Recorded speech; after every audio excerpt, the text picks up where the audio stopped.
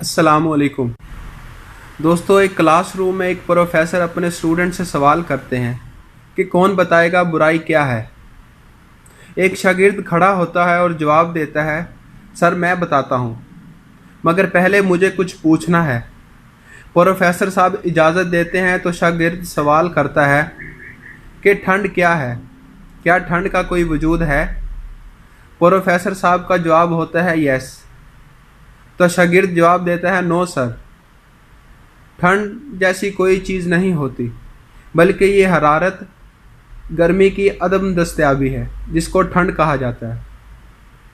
शागिर्द दोबारा सवाल करता है, क्या अंधेरा है, क्या अंधेरे का कोई वजूद है।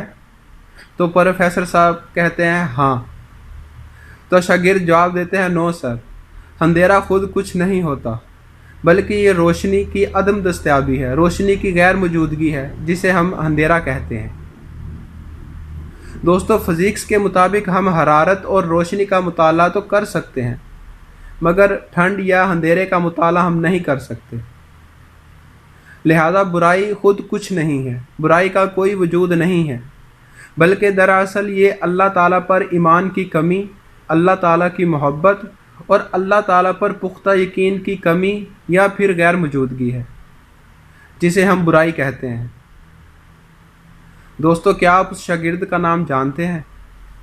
उस शागिर्द का नाम था अल बरूनी। दोस्तों, अगर आपको मेरी वीडियो अच्छी लगी हो तो इसको लाइक कर दें, इसको शेयर कर दें। वस्सलाम वरहमतुल्लाह।